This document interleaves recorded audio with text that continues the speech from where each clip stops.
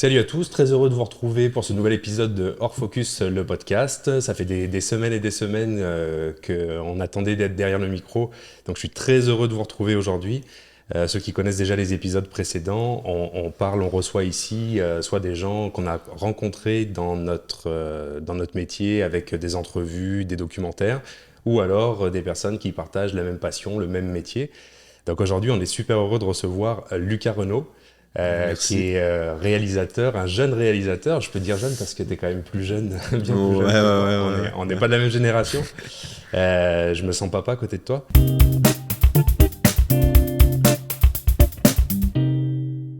Lucas, toi, t'es né à Montréal Ouais, de ouais, ouais. parents français, mais t'es né à Montréal. Hein. C'est ça. Donc, mon père est né en France. Il est venu ici quand il avait 16 ans, je crois. Et ma mère, ses parents sont français, donc je la considère française, mais elle est née à Montréal aussi. À Montréal. Et moi, je suis né à Montréal, voilà. Je suis né, j'ai grandi ici toute ma vie. Puis t'as grandi à la française un peu ou plutôt Bonne petit question. Je québécois? pense que c'est un bon mélange des deux pour vrai. Je pense que mes parents, on a beaucoup, on a des habitudes un peu comme, je sais pas, mes grands-parents étant français, on a toujours mangé à la maison comme très à la française et toutes les expressions, ça tournait un peu à la française, mais avec un côté québécois un peu. Tu vois ce que je veux dire? Je sais pas. C'est un bon mélange des deux pour vrai. C'était Et pas. tes études, tes écoles, par exemple, la maternelle, la primaire, c'était des écoles. Ça, c'était en fait la maternelle. De la maternelle à la troisième année, je suis allé dans une école complètement anglophone. Ok. Je pense que mes parents, le but, c'était vraiment de, ouais, de m'initier à l'anglais, de me jeter là-dedans. Même à la garderie et tout, c'était très anglophone aussi.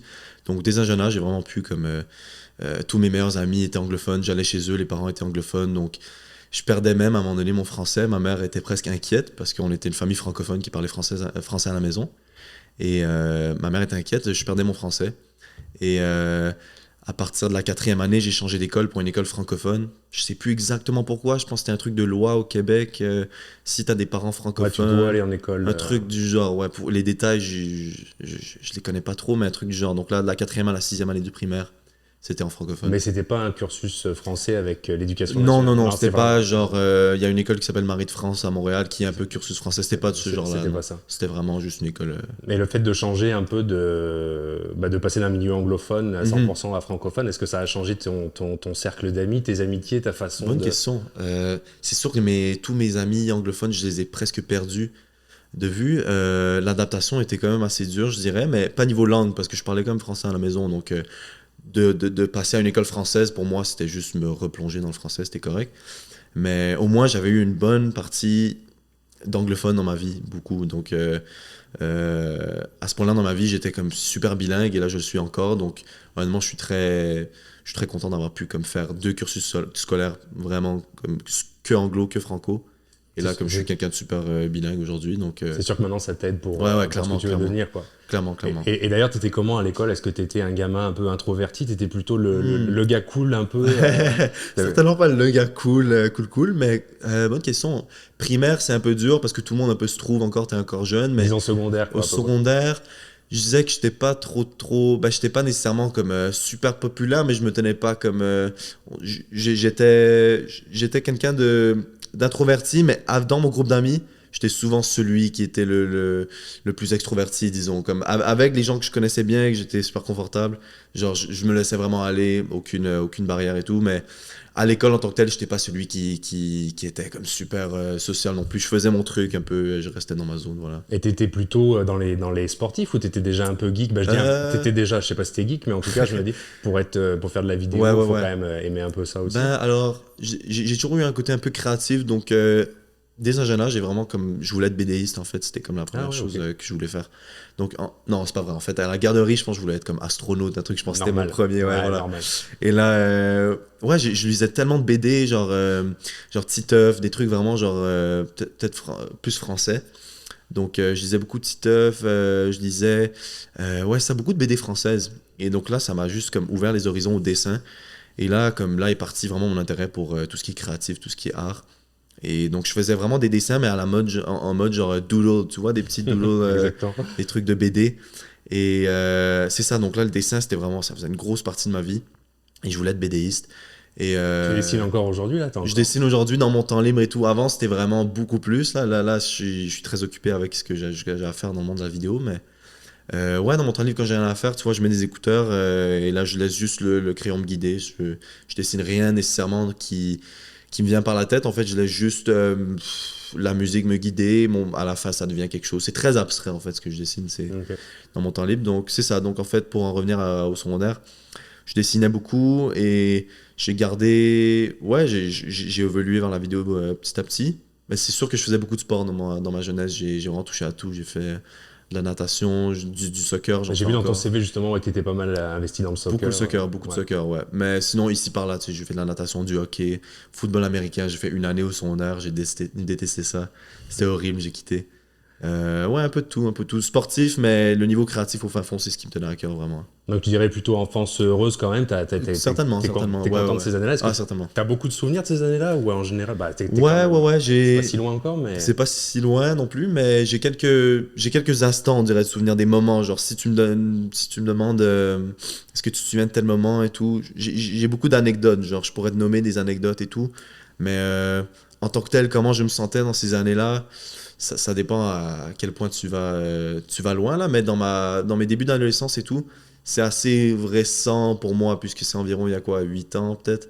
C'était dans mes débuts de vidéo en fait, et pour vrai, j'étais tellement dans mon monde et tellement obsédé par la vidéo, puisque c'était nouveau pour moi, c'est ce que j'adorais faire, que je pourrais le réciter par cœur après ces années-là, puisque genre j'ai comme pris conscience de ce que je faisais finalement, tu vois ce que je veux dire? ouais, Je sais ouais. pas si je m'exprime Ouais, bien, mais absolument. ouais, ouais, Je ouais. comprends bien. D'ailleurs, ça me fait penser comment bah, t'es venu à la vidéo comment en fait? Est-ce que t'étais un gros mangeur de contenu vidéo ou est-ce que c'était parce que j'imagine qu'au début à la maison, est-ce que t'avais déjà de quoi tourner, enregistrer, t'avais En fait, c'était... Comment ça a commencé de base? Je pense que, en fait, j'ai commencé. Il y avait une application dans le temps, elle a été terminée, je pense, en 2016. Vine, ça s'appelait. Je sais pas si Ok, tu vois non, c'est je connais quoi. pas. Des petites vidéos, encore plus courtes que TikTok, là. C'est vraiment genre des petites vidéos de 6 secondes. Et c'était des sketchs, vraiment genre des blagues que les gens faisaient, mais c'était 6 secondes max. Donc c'était vraiment ça le concept. Et c'était vraiment des vidéos drôles qui se consommaient vite. Et là, on est habitué à la consommation rapide et tout ces jours-ci, mais Ouais. dans le temps, c'était super nouveau. Tu vois, des trucs de 6 secondes, tu scrolls et il y en a une nouvelle. Et là, comme je pense, comme presque tout le monde de mon âge dans le temps, j'ai téléchargé l'application, je faisais des petits sketchs à la maison que je publiais sur mon Instagram. Dans le temps, je devais avoir peut-être comme 12 13 ans, début du secondaire. Et de là, peut-être, a commencé peut-être une étincelle pour le monde de la vidéo, mais peut-être plus le storytelling. Euh, Donc c'était sur smartphone au début quand t'as commencé, ouais, c'était voilà. sur un Mais ce smartphone, qui a puis tu commencé vraiment, vraiment, vraiment le tournage, c'était à Noël, j'avais demandé je cherchais un peu ce que je voulais comme cadeau et là on a trouvé avec mon père l'idée d'une GoPro et là je me suis dit ça pourrait être cool une GoPro. Donc là la première GoPro, vraiment la GoPro Hero, de base, c'était ma première caméra et je pense que j'étais allé faire de la luge ce jour-là ou comme pendant les fêtes et j'avais tourné juste une vidéo de moi qui faisait de la luge et là juste à partir de là t'as eu ça ton a juste déclic. commencé. Et Ouais. tu penses que c'est ta toute première vidéo Quand j'y pense, ouais, je pense qu'elle est encore c'est sur ton mon Instagram si tu scrolls tout en bas. Je pense que c'est ma toute première vidéo, si j'y pense vraiment fort, fort, fort, ouais, avec une vraie caméra, ouais, la GoPro. Ok, donc GoPro déjà et téléphone cellulaire quoi. Pas mal, ouais, Ouais, c'est juste ça, c'est ouais. juste ça. Et de là est Tu venu, faisais déjà un peu de montage avec pareil sur le téléphone ou t'avais déjà je pense que c'est ça, mon premier logiciel de montage, c'était WeVideo, ça s'appelait, je pense, sur le téléphone. Et je réussissais à, c'est ça, les uploader mes vidéos sur mon ordi, en fait, après les avoir sur mon téléphone, je pense, ou un truc du genre. Et je les uploadais sur Instagram. Et en fait, c'est ça, c'était vraiment juste la GoPro. Au début, je faisais n'importe quoi. Je pense il y a une vidéo de moi qui faisait du skateboard dans le parc. Il y a une vidéo de moi je pense qu'on est allé juste faire l'épicerie ou de quoi. Et j'avais juste mis la GoPro dans le chariot et je me suis amusé à juste filmer ma journée. Petit montage de base. Et en fait, je l'uploadais sur YouTube. Et là, j'ai commencé ma chaîne YouTube en 2014. 2014 donc j'allais te poser la question, c'est les débuts de ta vie C'était le début environ en de- 2014. Peut-être vers 12 ans, je pense. Ok. Donc toi, tu es déjà arrivé en fait avec, je me rappelle plus exactement, c'est les premiers smartphones, les premiers. Ouais, je pense que j'avais un Android dans le temps Je pour crois que ça arrive en 2010, un truc comme ça. Donc ça se peut. Donc j'étais ouais, quand même dans les débuts. t'avais Là. déjà dans les débuts Ouais, ouais, ouais. des choses faciles pour tourner, Ouais, c'est ça, pour s'essayer. Ouais. Ouais, voilà. Euh, Quand tu revois tes premières vidéos, est-ce que t'en es fier? Ça te fait rire? C'est drôle parce T'aurais que envie de les enlever? Est-ce que t'es toujours ce que t'as tourné hier, tu te dis ouais, c'est acheté, c'est plus bon et que c'est sûr que c'est genre ce genre-là? il y a beaucoup de gens qui m'ont demandé ça et comme c'est sûr parce que en fait c'est ça depuis 2014 j'ai grandi ma chaîne YouTube et il y a un moment où je voulais devenir un YouTuber, peut-être jusqu'à mes comme 16-17 ans. Après, ce rêve-là est parti, mais de mes 12 à 16 ans, j'ai envie de dire, je voulais être un YouTuber, je voulais créer du contenu et j'ai beaucoup de vidéos sur YouTube encore à ce jour qui en mode genre vraiment des trends là, tu vois, des trucs YouTuber comme salut tout le monde, blablabla, et là je faisais des petits challenges. J'en ai vu quelques-uns. Ouais, ouais, ouais. Ils sont cool. Ils sont encore là-dessus et justement ça revient à ta question, comme quoi j'ai pas envie de supprimer ces vidéos-là parce que ça fait partie de moi, ça fait partie de mon identité, de ce que je suis. Il y a beaucoup de gens que je connais, que ce soit des musiciens ou des artistes dans n'importe quel domaine de l'art qui négligent un peu ce qu'ils ont fait dans le passé et qui le délitent en fait des plateformes et qui gardent juste ce qui est le plus récent. Mais moi, je pense que même si c'est super embarrassant et que c'est ouvert au public et n'importe qui peut aller voir ça, et tu sais, même moi, je cringe un peu en les regardant. Euh, des fois, il y en a peut-être une ou deux que j'ai enlevé parce que là, c'était vraiment trop, là, mais j'ai gardé la majorité parce que ça fait partie de moi et ça permet de voir la progression. Et quand je regarde, je suis fier de voir à quel point, tu sais, j'ai grandi et dans le temps, ce que je faisais, j'étais en amour avec. C'était comme j'étais tellement fier de mes vidéos et là en regardant je suis comme ah tu vois c'est un peu cringe mais juste savoir que dans le temps pour moi c'était tout ce que j'avais et j'étais tellement obsédé, c'est cool parce que ce que je fais en ce moment c'est je trouve ça encore mieux et je sais que ce que je fais en ce moment dans 5 ans j'aimerais pas, tu vois, Tu même si trouveras pour le moi petit je trouve ça décalage, tellement bah oui. cool. Ouais. Donc c'est cool, je pense il faut juste l'assumer ce que tu faisais dans le passé, c'est rien d'embarrassant. Et ton rapport à l'image, justement, Mhm. parce qu'on a plus tendance à être derrière la caméra Ouais. que devant avec le métier qu'on fait, est-ce que tu aimes bien ça quand même? Est-ce que c'est un exercice que tu aimes bien, être devant, prendre la parole Euh, ben là, c'est sûr que ça fait longtemps. Ben là, le podcast, en fait, ce qu'on fait en ce moment, c'est la première fois depuis longtemps que je suis devant la caméra. Mais c'est ça, jusqu'à mes 16 ans, j'ai envie de dire, j'étais juste devant la caméra, devant et derrière, forcément en même temps. Tu vois, je plaçais la caméra et je faisais tout, en fait, de A à Z. Mais en fait, d'où est venue la passion pour être derrière la caméra, c'était vraiment parallèlement à ça, juste en faisant mes vidéos YouTube, vraiment en mode YouTuber. Quand je partais en voyage avec ma famille, on allait genre au Mexique, un truc du genre. Je prenais ma GoPro ou la caméra que j'avais dans le temps. Je pense que c'était une Sony A5000. Je pense que c'était ma première vraie caméra autre style qu'une caméscope GoPro. un peu? C'est ça. Ouais. Je faisais des vidéos en voyage, mais pas en mode YouTuber, en mode genre vraiment montage de voyage, tu vois. Donc je filmais des images et je mettais une musique après en dessous et plus en mode cinématique. Et là, j'ai découvert un côté de moi qui était comme ah ok cool, c'est cool là derrière la caméra aussi, faire quelque chose de plus créatif. Genre montage, et là j'ai découvert une passion pour le montage et pour être derrière la caméra et de faire des trucs beaux, tu vois, beaux à la place d'être devant et d'essayer d'avoir des vues et de grandir en tant que YouTuber. Là, le côté derrière la caméra, ça a commencé à m'intriguer et là depuis j'ai grandi avec et là je suis derrière la caméra jusqu'à ce jour. Ok. Donc c'était vraiment en faisant ces vidéos de voyage c'est ça qui m'a allumé. Dans le temps, en fait, je voulais être travel videographer, ça s'appelle. En fait, je voulais juste, je sais pas si c'est vraiment un terme ou une profession, mais dans le temps, je voulais juste voyager et pouvoir faire du contenu. En fait, c'était ça. J'avais une obsession avec ça. Mhm. Bah, sur YouTube, c'est sûr que tu retrouves beaucoup Beaucoup, de beaucoup. globetrotters aujourd'hui qui font ça. Des gars, la Beaucoup. van life aussi est très très Ouais, très ouais, développé. j'étais obsédé avec ces youtubeurs là. Je voulais être un Ouais. de ceux-là. Là. Je voulais être derrière la caméra, voyager le monde et filmer. C'était vraiment juste ça. Mhm. Ouais. Puis là, toi, t'es rendu maintenant, parce que juste pour resituer un Ouais. petit peu, t'es en train de finir ton université, t'es Voilà. à l'université Concordia Voilà. à Montréal, Ouais. et t'es en mode, rappelle-moi exactement, c'est quoi que tu fais? Je suis en film production, ça s'appelle. Donc c'est le cinéma. Et je suis en deuxième année. Donc je m'apprête à faire ma troisième, mais je risque sûrement de le faire en un peu plus que 3 ans, juste parce que je prends un peu moins de cours que la normale, juste pour pouvoir alléger mon horaire.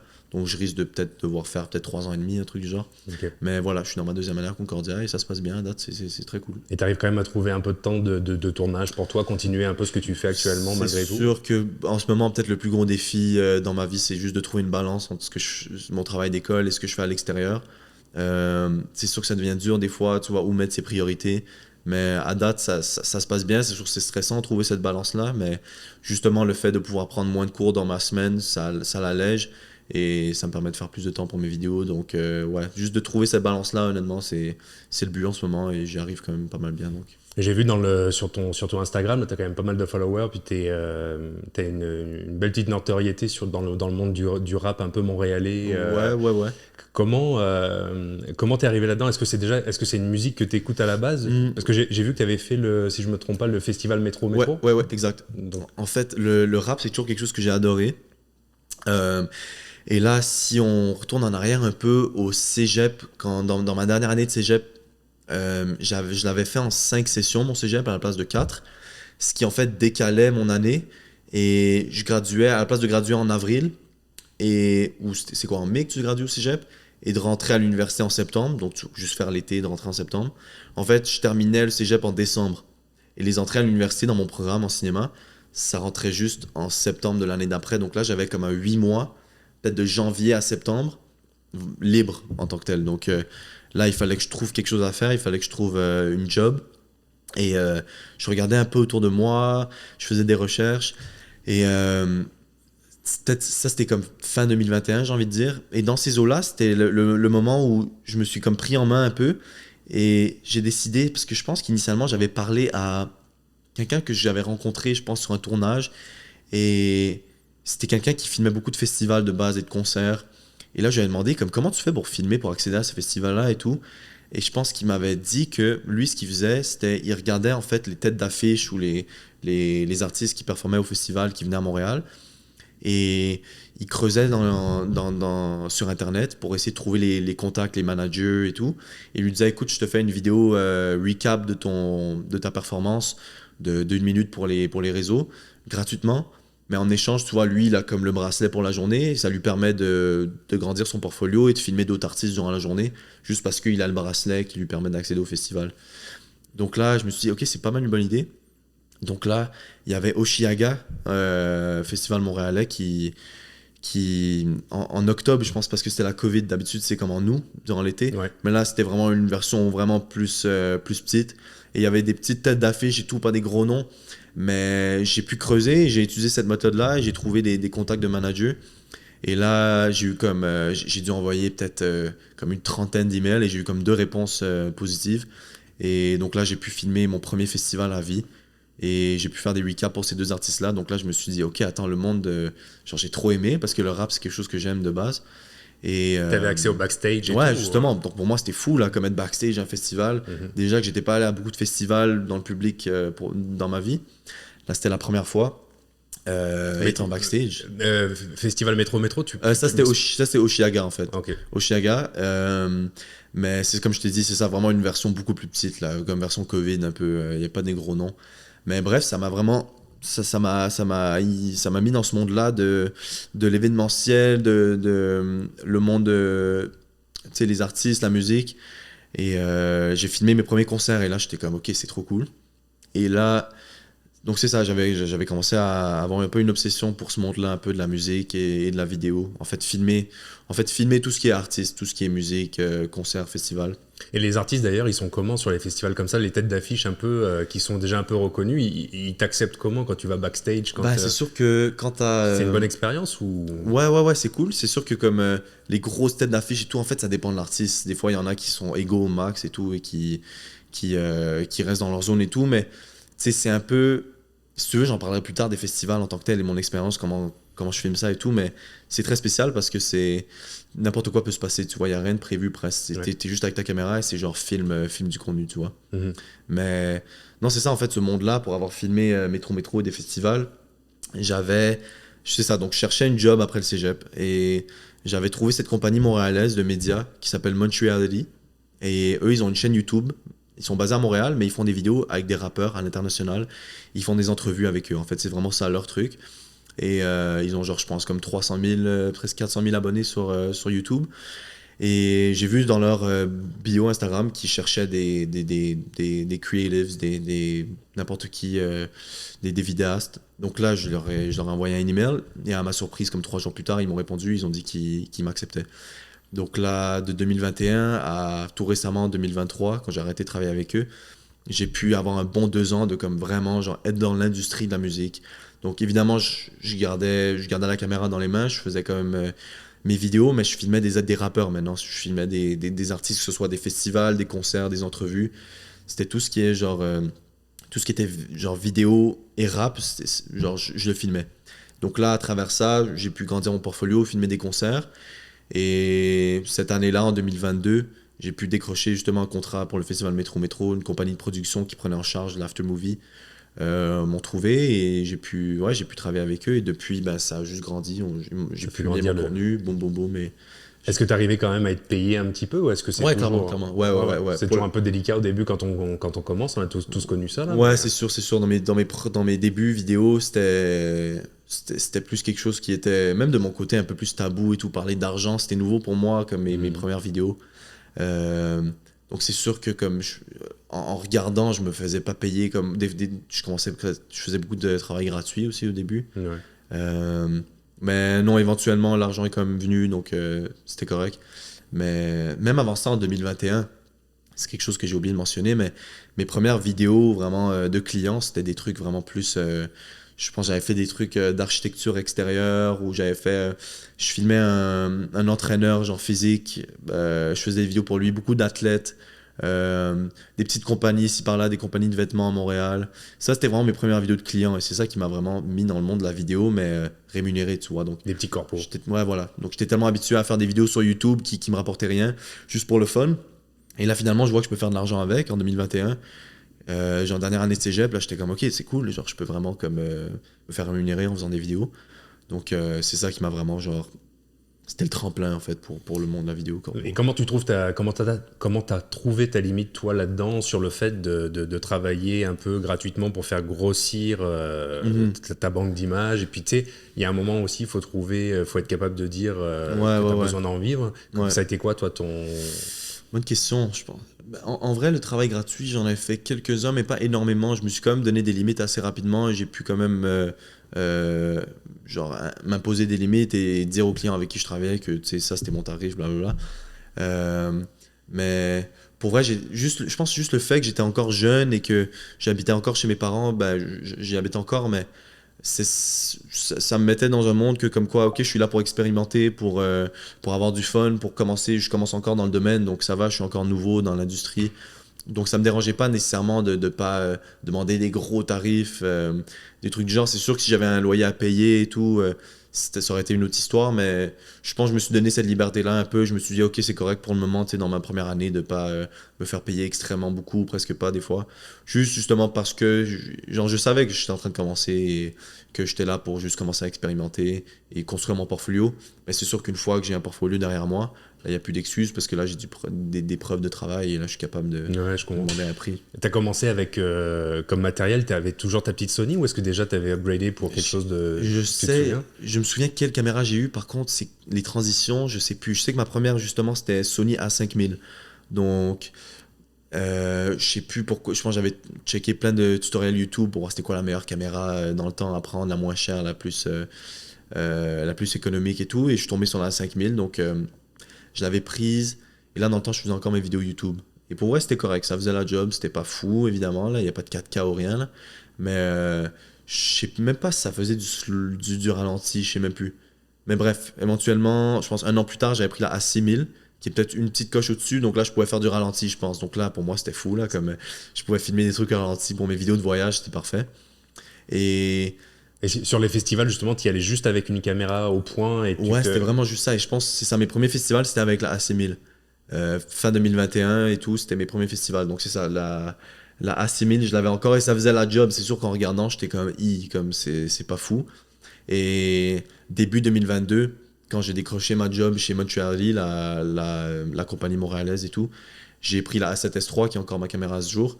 Et ouais, à ce jour, c'est toujours ma caméra et pour elle fait vraiment la job. Et au festival, c'est toujours dans la main, c'est toujours run and gun et tout, si tu veux, c'est vraiment comme ça. Et t'es quel genre de créateur, justement? Est-ce que t'as genre de créateur un peu comme moi, t'as toujours peur qu'il te manque de matériel, t'as toujours peur de la panne technique? Moi, j'avoue que je suis très préparé souvent parce que j'ai toujours peur qu'il se passe un truc.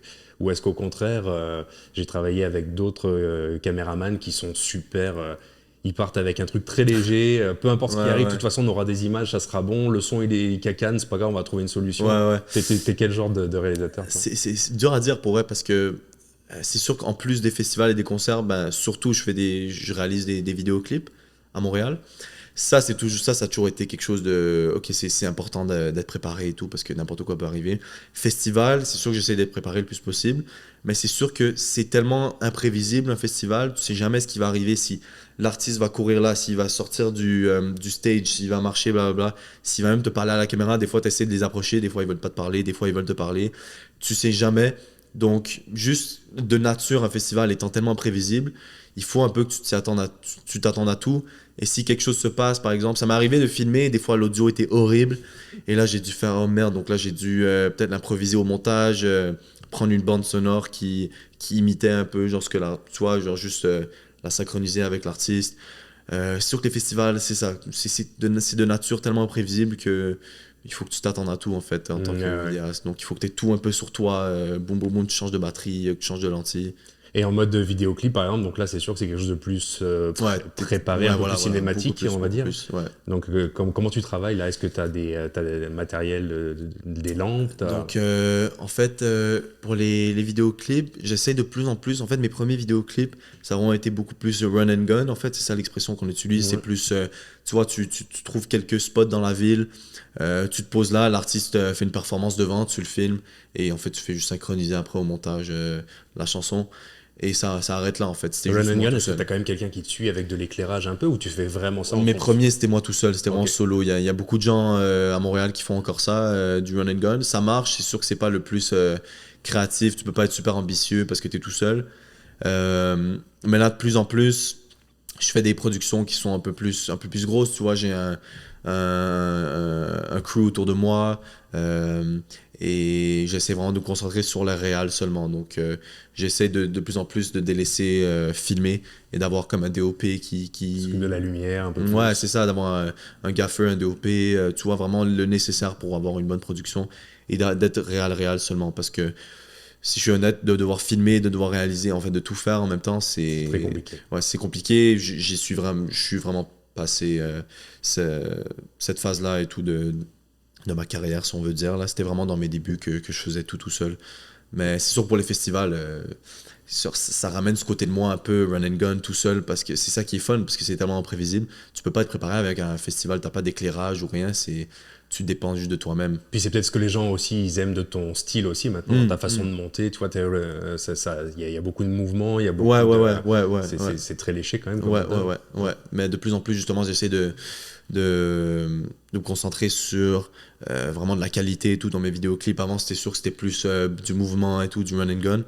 Mais là, surtout dans les vidéoclips, j'essaie de vraiment me concentrer sur la qualité, vraiment se poser, vraiment que ça soit calculé, bien planifié à l'avance. Euh, et ce côté-là un peu plus fun de filmer, tu vois, le run and gun, je le retrouve dans les festivals, les concerts quand j'en filme. Donc, j'essaie de garder cette bonne balance en ce moment-là dans ma genre jeune carrière, là. Et là, Métro, ça a été annulé à cause de la Covid. Est-ce que ça revient cette année? Non, je crois que c'était... Ça a été annulé, ben pas à cause de Non, justement, ça a été annulé je crois que cette année, il n'y aura pas. Hein. 2 fois, mais il n'y aura pas cette année, mais c'est juste dû à... Je pense que c'est un truc de contrat, je pense, parce que ça a été racheté par Evenco qui prend en charge genre, vraiment l'industrie de la musique en fait au Québec, là. Et festival de rap, est-ce que tu as des choses qui sont prévues cette année? Tu vas en faire un peu ou... J'ai quelques trucs de prévus. Pour vrai, c'est beaucoup de trucs de dernière minute. L'an dernier, j'avais fait un festival de musique électronique à Ottawa qui s'appelle Escapade. Et ça, c'est pas du rap du tout. Ça, c'est vraiment des DJ, là. Donc, vraiment de la musique électronique, EDM, électro. Ça, c'était vraiment hors de ma zone de confort et tout. Parce que je suis tellement habitué à avoir du rap. Et là, le DJ, tu vois, il veut juste rester derrière son booth. Et toi, tu sais, le nombre de shots que tu peux avoir, c'est sûr, ça. C'est c'est vraiment différent que le rap parce que le rap, l'artiste il bouge, il est très peu de actif et mouvement, tout. ouais. Le DJ il reste derrière la scène et tu sais, de temps en temps il fait tu sais, des mouvements de bras. Donc là il faut que tu sois vraiment créatif niveau shot. Donc j'avais fait ça l'an dernier et ça j'avais eu le contrat peut-être comme on m'avait demandé comme 2 semaines avant. Donc ça se peut que je fasse des festivals cet été que je ne sache même pas encore. Donc c'est beaucoup de dernière minute. Ok. Mais pour le moment j'ai peut-être 1 ou 2 trucs de planifier ouais seulement. Et comme style justement de rap, qu'est-ce que tu aimes écouter? Parce que Euh... moi je suis un peu de la vieille école, Ouais, ouais, j'en ouais, écoute ouais. encore aujourd'hui, mais je suis très peu calé, je connais pas en fait la scène montréalaise du Ouais, tout. ouais, ouais. Bonne question. J'écoute vraiment la scène américaine surtout. mais pas le rap mainstream, tu vois, pas celui qui passe à la radio et tout. J'aime creuser et écouter du rap underground, on appelle ça. Donc, qui est moins apprécié par la scène populaire, tu vois, mais qui est vraiment genre, il faut que tu creuses pour trouver les bons morceaux, tu vois. Donc, vraiment, genre, du rap underground, c'est ça qu'on appelle américain. Pourquoi underground? Parce que ça passerait pas à la radio? Parce Non, que c'est ça, parce que ça n'a pas le ben, en anglais, on dirait mainstream appeal, genre ça n'a pas comme... c'est trop... On dirait que c'est trop niché pour la radio, tu vois, ça n'a pas comme le côté pop un peu, genre... Ouais. tu vois ce que je veux dire? Et je trouve que le côté un peu pop, mainstream, genre ce qui passe à la radio, moi personnellement, mes goûts, c'est vraiment pas... C'est trop basic, tu vois, c'est trop commercial presque. On dirait que c'est fait pour être à la radio. Genre, j'aime un son qui est niché. Genre, c'est dur à dire, c'est vraiment... Mais je comprends ce que tu dis parce que j'ai un peu lâché ce genre de musique-là à cause de ça. Moi, Ouais, c'est ça. les autotunes et tout ça, ça m'a sorti un peu de ma zone de confort. Ouais. Je trouve par contre qu'on revient un peu à quelque chose de plus, peut-être je me trompe, à quelque chose de plus basique maintenant. On revient un peu à un son qu'on retrouvait, je trouve, au début des années 2010, tu vois. C'est possible, ouais. Bah d'ailleurs, tu prends les gars comme Eminem, ils ont toujours la cote. Hein. Ah ouais, Ils sont toujours non, super écoutés. C'est un son qui vieillit bien malgré tout. Ouais, bah quand t'es une légende comme Eminem, c'est sûr que même les jeunes aujourd'hui ils l'écoutent encore, même si c'est pas nécessairement de leur temps, là, Eminem. Ouais. Ouais, c'est quelqu'un qui a du respect et tout, que les gens écoutent encore aujourd'hui, là, c'est sûr. Ouais. Donc, selon toi qui connais bien l'univers du rap, c'est quoi qui a changé dans le son? Qu'est-ce qui est différent? Je citais l'autotune là justement. Mais c'est quoi les différences qu'on peut retrouver justement avec quelqu'un qui est à la mode aujourd'hui sur la scène américaine par exemple et quelqu'un qu'on écoutait il y a 10 ans? C'est sûr que ben, l'autotune c'est une grosse partie là c'est presque que ça, c'est rare que tu trouves quelqu'un qui n'utilise pas d'autotune. Mais le son est tellement niché, c'est vraiment tu pars dans des sonorités genre super aiguës, super graves, et c'est surtout dans les prods en fait, les comment t'appelles ça, ben, l'instrumental, les beats. Ouais. Les beatmakers, les producers, ils vont dans des trucs qui dépassent vraiment ce que t'aurais pu ce que t'aurais pu en fait penser ce qui allait exister il y a 10 ans. Genre c'est vraiment genre super futuristique dans des sons genre robotiques, genre mécaniques presque. C'est comme vraiment des sonorités genre folles là, comme on dirait que t'es comme des trucs presque genre en mode extraterrestre là, comme c'est sûr que des gens qui écoutent pas ce genre de rap, ils seraient comme dégoûtés là, et je le comprends parce que des fois c'est vraiment genre ils poussent les barrières et tout là. Tu penses à qui par exemple quand je pourrais dire des noms, mon éducation. Je pourrais dire des noms, mais je pense pas que tu connaîtrais.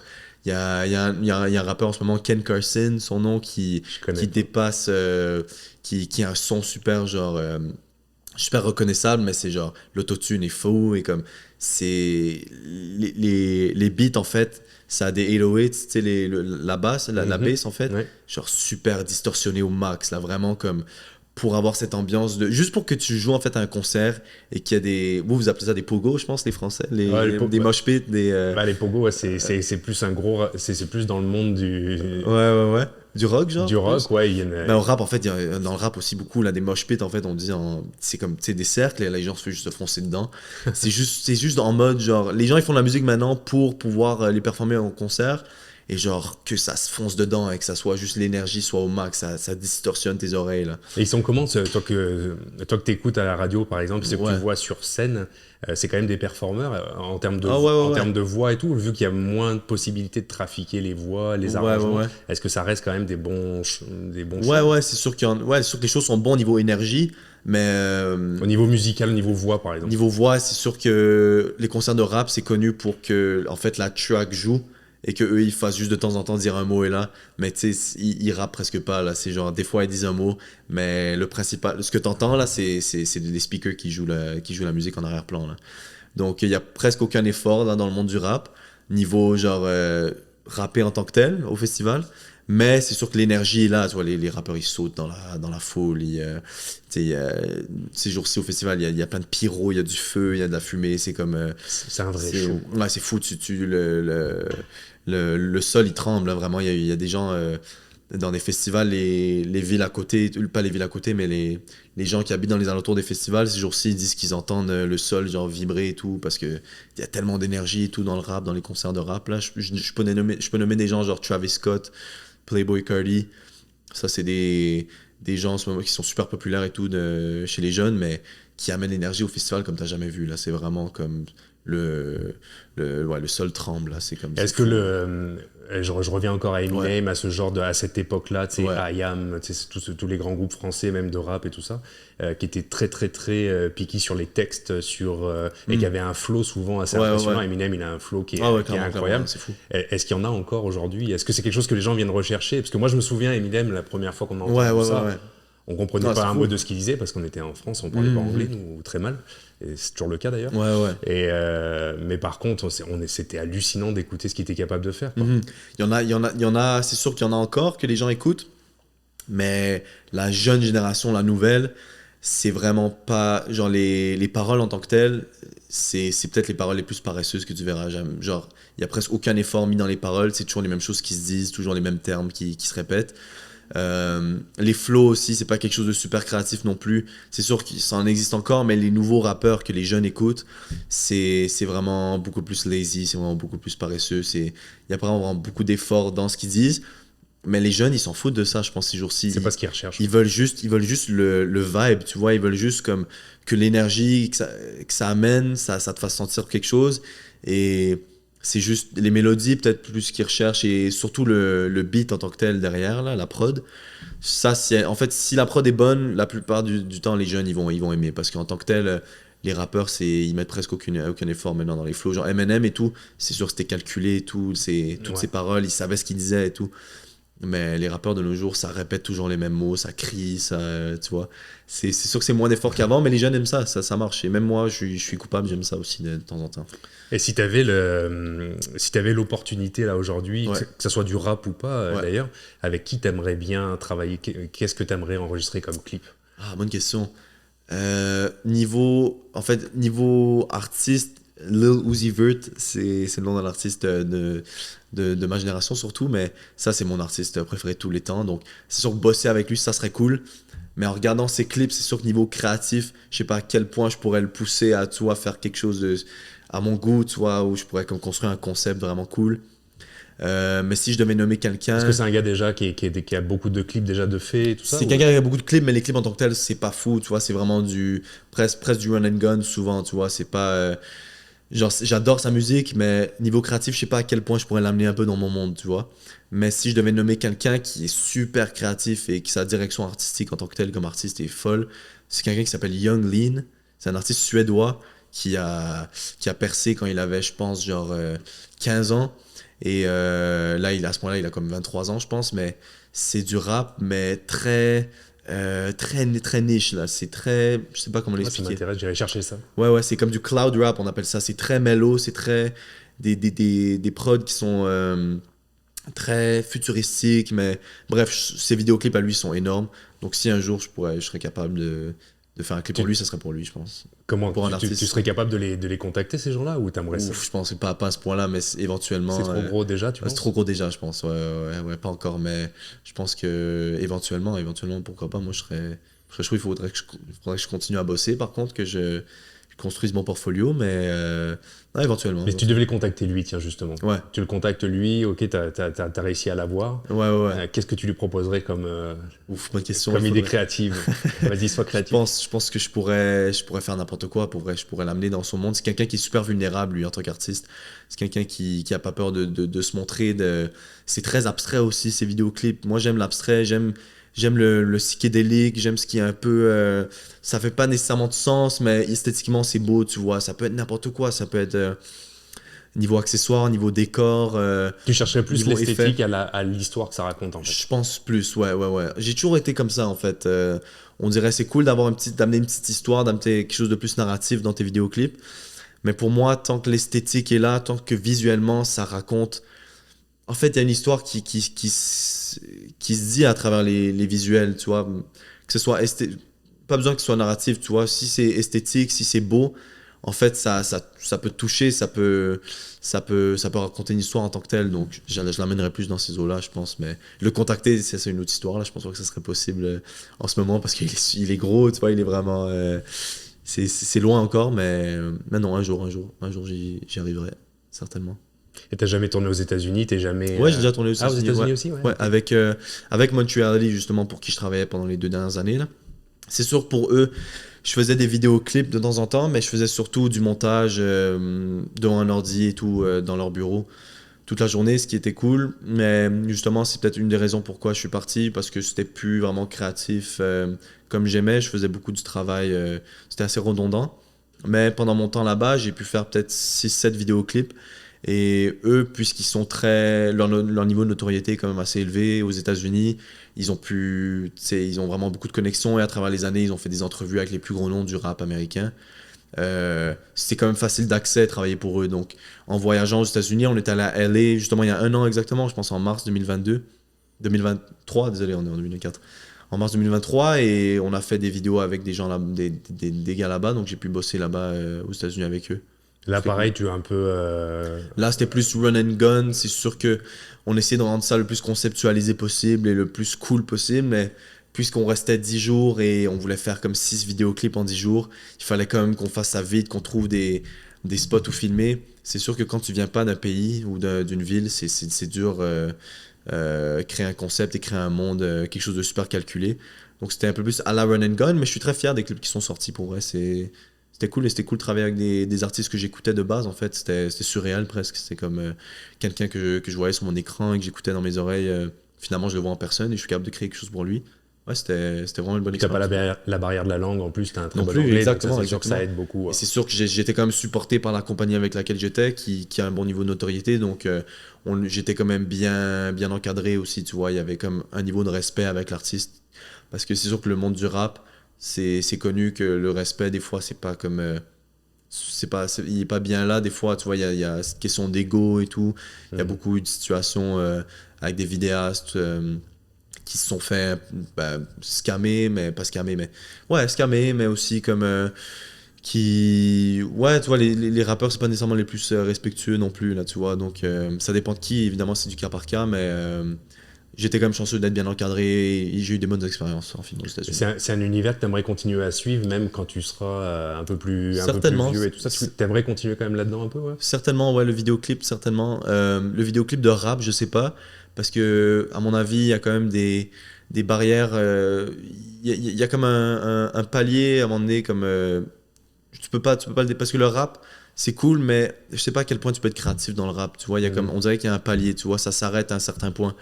Et les rappeurs aussi, ils sont connus pour être pas nécessairement les plus ouverts et tout aux idées. Ils aiment les trucs qui les mettent en valeur plus et qui les rend cool un peu, tu vois. Genre ils sont, la plupart du temps, les vidéos de rap, ce que tu verras, c'est le rappeur qui est là, il y a comme ces gars derrière, ils sont en train de fumer et comme, ils sont comme tout en noir et tout Ce avec qu'on une a l'impression capuche. d'avoir déjà vu, en fait, C'est du déjà vu et c'est des fois, flat quoi. et ça me tente pas de faire des trucs comme ça. Ça m'est pas arrivé. J'essaye de m'écarter le plus possible dans ça créatif. C'est un challenge en tant que tel de devoir amener le rappeur dans un univers peut-être qu'il est pas confortable nécessairement. Donc on verra pour les vidéoclips de rap. Le rap en tant que tel, juste pour l'écouter, ça c'est quelque chose que j'adore. Mais c'est sûr que les vidéoclips un peu plus genre alternatif, rock, genre indie un peu, je pense que ça me permettrait d'ouvrir des barrières créatives encore plus grosses que le rap là. Puis t'aimerais aller vers quoi, par exemple, une fois que tu vas avoir fini tes études, tu parlais d'un an et demi encore ou 2 ans. Ouais, ouais. Est-ce que t'aimerais rester dans le clip ou est-ce que t'envisages d'aller Hmm. plus Bonne vers du question. cinéma ou... Bonne question, parce que pour le moment, le cinéma, c'est quelque chose que je suis certainement ouvert à m'aventurer là-dedans et tout dans le futur, le court-métrage et tout. Mais bizarrement, contrairement à l'opinion populaire des jeunes de mon âge et tout, dans mon programme surtout, c'est pas quelque chose qui m'attrait plus que ça. On dirait que ça m'appelle pas. Je serais très ouvert et tout éventuellement. Mais pour le moment, je suis tellement dans le monde du vidéoclip et j'adore ça pour le moment que c'est pas quelque chose que j'aimerais lâcher. Et en général, moi dans la vie, je suis quelqu'un qui aime pas trop me projeter trop loin, essayer de voir trop loin. J'essaie juste de me concentrer sur le moment présent, sur ce qui se passe.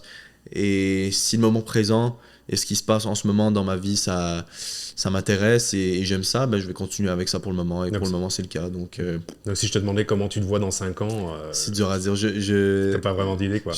Pour vrai, cette question, c'est quelque chose que je sais jamais répondre. Pour vrai, je pourrais te dire, genre, même se mettre des buts pour l'année, comme j'avais fait ça l'an dernier, je pense que je me suis mis des buts comme en début d'année. Je me suis dit, ah, cette année, je vais faire ça, ça, ça. Et là, je suis revenu sur cette liste-là en fin d'année. Et soit. c'est même pas des trucs. Mes buts ont changé au cours de l'année. C'est des trucs que je regarde et je suis comme. Ça, c'est même pas quelque chose qui m'intéresse non plus. Donc, je suis tellement en train de me découvrir en plus moi-même que me regarder dans 5 ans, c'est même pas quelque chose que je suis en train de penser activement. Je suis tellement dans le moment présent et tout. Je regarde peut-être dans les 3 prochains mois ce que j'ai à l'agenda, mais à part ça, je laisse ma vie un peu me guider, tu vois. Ouais. J'ai toujours été comme ça un peu. Et autre question qui me vient comme ça, est-ce que dans le contenu, dans ce que tu regardes, est-ce que tu es plutôt un gars de films, de cinéma, de séries, ou tu es un mangeur de YouTube et ça prend des... Surtout YouTube, et je pense que ça vient de justement mon côté YouTuber que j'avais quand j'étais jeune. Et j'ai juste continué un peu avec la culture YouTube et j'aime regarder des vidéos YouTube. C'est sûr que c'est pas super créatif, c'est du contenu un peu genre. Tu sais, j'essaie juste de regarder des trucs drôles et tout des fois. Mais le cinéma, de plus en plus. Je sais pas, j'ai jamais été super cinéphile non plus. C'est sûr que quand je vais au cinéma ou si je regarde un film avec ma famille et tout, on se pose dans le salon et on regarde un film. Ça m'intéresse, c'est cool. Mais on dirait qu'il faut que je trouve le temps de regarder un film. Est-ce que c'est un truc de génération, ça? Parce que j'ai l'impression Oui, qu'aujourd'hui, non. c'est plus difficile de faire tenir, je vais encore dire les jeunes, j'ai encore passé pour un vieux, mais les plus jeunes C'est vrai, devant 1h30, 2 heures de contenu. c'est vrai. Est-ce que ça vient du fait de scroller en permanence? C'est sûr que subconsciemment, oui. Je pense pas que je suis nécessairement dans cette catégorie-là. Genre, je suis capable de me poser 2 heures et regarder un film. Mais t'aimes pas ça, quoi. Mais c'est pas que j'aime pas ça. J'aime ça quand je le fais. C'est juste, il faut. Dans ma tête, je trouve l'excuse de devoir trouver le temps de le faire. Et je sais que c'est important parce que les films, c'est ce qui amène l'inspiration. C'est super important tout dans la culture et tout. Et dans mon programme, c'est tous des cinéphiles et tous les étudiants. Mais je sais pas pourquoi, c'est vraiment un questionnement intérieur que j'arrive pas à résoudre. Pourquoi est-ce que je suis pas plus cinéphile que je devrais l'être, peut-être, on dirait. On dirait que comme mon entourage un peu pas me force à l'être, mais on dirait que tout le monde l'est, que des fois je me demande, c'est comme, est-ce que je devrais l'être plus que ça? Mais on dirait que ça m'attrait pas plus que ça. Par contre, les vidéoclips, ça c'est quelque chose que genre je pourrais regarder toute la journée sur YouTube, c'est sans cesse là, genre j'ai des micro-analyses, je suis des pages sur Instagram qui analysent les vidéoclips, quelles lentilles ils ont utilisé, des entrevues avec les réalisateurs. Je sais pas pourquoi, mais le vidéoclip pour le moment c'est quelque chose qui j'adore. C'est ton monde. C'est mon monde et je pense que ça vient juste simplement de mon intérêt avec la musique en général, que ce soit le rap ou non. Évidemment, j'écoute plus que du rap. Mais j'aime tellement la musique de base que voir en fait les formes de vidéos qui supportent ces tracks-là, ces musiques-là, c'est fou pour moi, c'est fou. Comme j'adore. Et Et le documentaire, un peu, est-ce que ça aussi, j'aime bizarrement un peu plus que le cinéma presque. Parce que des fois, c'est quasiment des durées presque, ouais, c'est ça. qui sont des films. Les documentaires, j'adore regarder des documentaires. Ça aussi, il faut que je trouve le temps d'en regarder, mais quand j'en regarde, sérieusement, j'apprécie. C'est quelque chose qui, je sais pas, ça, peut-être c'est le côté plus moins narratif, pas vrai parce que c'est narratif quand même les documentaires, mais moins, c'est plus, tu parles de quelque chose de réel, tu vois, et tu peux un peu le construire comme tu veux niveau montage, le documentaire. Parce que paradoxalement, je trouve on trouve plus le temps de regarder un film de 2 heures. Tu vois Martin Scorsese, par exemple, les derniers films sont super longs, plus de 3 heures, et tu te dis toujours, j'aimerais le voir, mais quand est-ce que je vais trouver le temps de faire ça? Et à côté de ça, t'as une multiplication de séries, de mini-séries, on va dire les séries tout court, qui vont t'emmener sur, je sais pas moi, 10 épisodes, 8 saisons de 10 épisodes. Et t'as l'impression que ça pose de problème à personne.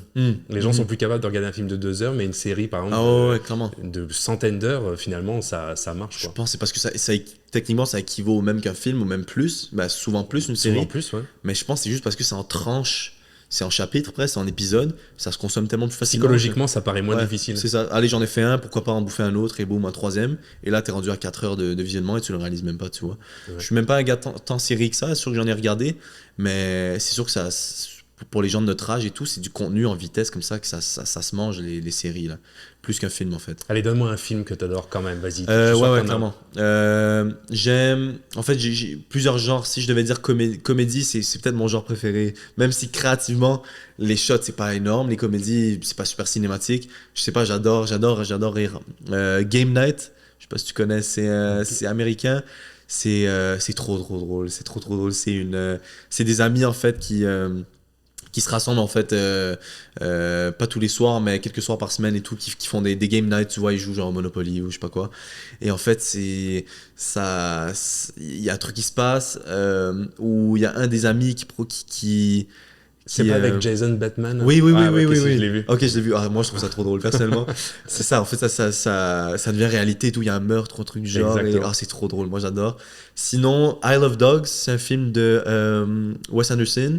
C'est animé, mais c'est des chiens. C'est au Japon. Je suis un fan absolu. Tu connais I Love Dogs ou ouais, Wes Bah, les Anderson? deux, en fait. Ah ouais, le Wes film, Anderson, j'adore. je suis assez. Le film, je trouve énorme. Genre, niveau esthétique, les titrages, la symétrie. Non, c'est fou. Moi, je trouve ça fou. La musique, je trouve ça énorme Je comme suis film. toujours un grand fan de l'image fixe, en fait, Ouais, ouais, ouais, et ouais, du ouais, côté ouais. symétrique en caméra Ah, c'est fou. ou en photographie, Ouais, parce ouais, que je viens de là quand même. ouais. Ouais, ouais. Et Wes Anderson, son univers, ça plaît pas à tout le monde. Hein.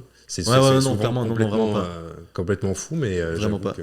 Mais moi, j'adore surtout I Love Dogs. Genre, c'est tellement genre. Je sais pas, les titrages, les petits sous-titres japonais, c'est tellement pensé, calculé. C'est fou, genre, même les personnages, quand ils parlent en japonais et tout, ça fait du bien aux oreilles. On dirait, c'est tellement genre crisp, genre l'audio. Je sais pas comment l'expliquer. Il y a quelque chose dans ce film-là qui vient me chercher. Tu me fais une transition toute trouvée. J'avais une question depuis tout à l'heure. Ouais, ouais, ouais. Moi, je sais que je suis un grand maniaque de ça. Est-ce qu'il y a des sons dans la vie que tu adores et des sons que tu détestes? Bonne question. Vraiment, Sons ça que peut être j'adore. n'importe quoi, hein. Ça peut être Ouais, des sons ouais. de maison, des trucs. Ah ouais. Moi, par exemple, le son des perceuses, tu vois. Les drills, Ok. c'est un truc qui me rend dingue. Fou ou t'aimes ça? Non, je déteste. Ah, tu détestes. Ok, Ça, ok, ça vient ok. peut-être de l'enfance, parce que j'avais un père qui était bricoleur, Ouais, ouais, ouais. et c'est vraiment un son qui vient me chercher. Ah ouais, les sons, bonne question. Pour vrai, je sais même pas. En plus, tu en utilises beaucoup, toi, pour Non, tes je sais, montages. je sais. T'es à fond dans J'aime le j'aime sound design. j'aime ce qui est texturé. Dans mes montages, la plupart du temps, j'utilise pour supporter mes transitions un peu, genre un cut à un autre. Des fois, je mets un flash ou je mets genre un flare, tu vois, juste pour bien effectuer une transition. Surtout dans mes vidéos de festival, je fais ça et tout, dans mes recaps, dans mes montages. J'aime utiliser des sons de. Des fois, j'ai une obsession avec ça. Je cherche dans ma banque de sons. Et des fois, ça peut juste simplement être genre des touches de clavier ou un clic, une machinerie. Et des fois, juste tu prends ce petit son-là, juste un petit, tu vois, juste un petit comme tu le mets. Et même si ça n'a aucun rapport avec ce qu'il y a sur l'écran, ça supporte tellement bien la transition. Donc tout ce qui est texturé, ce qui est genre des petits clics, des petits genre. Tu t'endormirais le soir avec des petits clics de Peut-être clavier. pas. Non. Peut-être pas, non, mais. Et un son qui vient te chercher, là, qui t'énerve, un truc que t'entendrais des fois, même dans. Oh. Ou justement des choses que t'aimes pas du tout en vidéoclip, des effets faciles que les gens utilisent qui Ouais, vraiment ouais. t'agacent, quoi. C'est dur comme question. Des sons que j'aime pas, je sais pas, mais par contre, des effets que j'aime pas, c'est les effets classiques, tu vois, juste les trucs qui viennent avec les. Je sais pas, moi, je trouve. Juste tout ce qui est vieux et revu, en fait. J'aime moins, en fait. Je suis un grand fan de juste le code simple. Des fois, je trouve que c'est le plus efficace possible. Simplement un code, je pense que ça en dit beaucoup. C'est parfait, je trouve. Des fois, il faut regarder ça simple. Hein. Je pense que dès que tu rajoutes un effet comme un peu trop funky, surtout pour quelque chose qui n'est pas supposé l'être, bah, je trouve ça comme trop. Tu vois, quand tu essaies de rendre ça un peu trop. Je sais pas, t'essaies de mettre trop d'effets pour ce que c'est vraiment. Je trouve ça trop. Je sais pas, ça le fait mal, je trouve. Je sais pas. Ok. Mais par contre, un son que j'aime pas, ça c'est vraiment une bonne question, il faudrait que j'y pense. Mais je te reviens si j'y pense. Ouais, on le remettra. Ouais, vas-y. On le remettra en commentaire. Cool. Petite question que j'aime bien poser un peu à la fin. Ouais. On sait tous que le monde va s'écrouler, c'est imminent maintenant, ça arrive, ça arrive vite.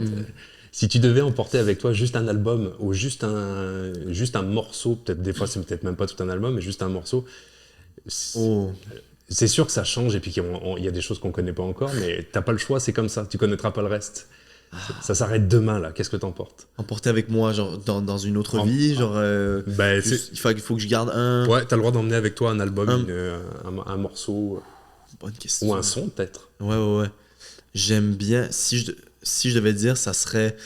Ça s'appelle numéro 3, juste comme hashtag, genre dièse 3, de Aphex Twin. C'est un artiste qui fait des prods, mais seulement des prods. Il chante pas ou il rappe pas dessus, mais c'est un son, si tu veux, je sais pas si je peux le mettre sur le micro. On peut laisser. Mais c'est un son qui dure, je pense, 8 minutes, mais c'est super long et genre. Ça se trouve sur quoi? Sur Spotify? Spotify, ouais. Tu écris numéro 3 de Aphex Twin, donc APHEX. On va le faire en live. Ouais. Et c'est un son juste vraiment étendu, long. Et c'est ça, je sais pas, ça vient me chercher. C'est genre ça. Je pense que ça serait un bon truc de fin du monde. Je pense ça, c'est émotionnel, c'est nostalgique. Je vous l'envoie en arrière. Vous devriez l'avoir. Est-ce que tu l'entends toi? Ouais. C'est ça tout le long. C'est vraiment juste les sonorités. Ah, c'est plus, on est loin du rap. Non, je sais, mais non, c'est presque, t'es dans la musique méditative, dans presque. Mais il fait des prods vraiment plus complexes et tout des fois. Ça c'est vraiment un de ses, je pense sa track la plus connue et tout. Mais il fait des prods un peu plus complexes des fois où il y a vraiment des drums et tout. Mais ça c'est un son, je sais pas, il me semble dans une autre vie, genre si c'était à la fin du monde j'écouterais ça. T'aimerais bien que ça se finisse là-dessus. Ouais, là. peut-être. Remarque, ça serait relaxant, moi j'aimerais bien aussi. Ouais, c'est vraiment déstressé, tu vois. Mais je l'écoute beaucoup, c'est un son très nostalgique, je sais pas, ça vient me chercher. Ouais, c'est très beau. En tout cas, moi, c'est plutôt le genre de choses que j'aime bien écouter maintenant. En fait, j'écoute de tout le temps. Je switch beaucoup de l'un à l'autre. Ouais. Mais j'avoue que... T'écouteras son catalogue, c'est vraiment... merci pour... Ouais, clairement. Je vais essayer de retrouver, peut-être on s'en reparlera après, peut-être mettre des liens pour ceux que ça intéresse. Ouais, bonne idée. Parce que moi, tu m'as appris plein de trucs. Ah, bien sûr, je suis hyper curieux d'aller écouter ce que toi t'écoutes. Certainement. Franchement, merci. Merci à toi. Vraiment chouette de t'avoir eu. Moi, tu me donnes envie qu'on bosse ensemble. Ah oui, clairement. Ça fait longtemps qu'on en parle. On a des univers qui sont un peu différents aussi. Moi, je fais pas trop de vidéoclips. Je suis sûr qu'on peut trouver un entre-deux, c'est sûr. Il y aura quelque chose, une opportunité. Mais j'aimerais ça qu'on partage un peu. Certainement. Moi, je suis ouvert à tout. Je suis prêt à travailler. Pareil, c'est comme pour la musique. Moi, je tourne n'importe quoi. Je fais du documentaire, je fais du corpo. Possiblement, un jour, on va réussir à trouver un bon entre-deux. Le bon moment. Super. On va rester là-dessus, sur numéro 3. On finit là-dessus. Ouais. Merci. Merci à toi. Puis on se retrouve dans 5 ans quand on aura trouvé ce que tu veux faire. On fait ça, on prend rendez-vous. Merci, Lucas. Merci à toi, merci. Ciao. Ciao.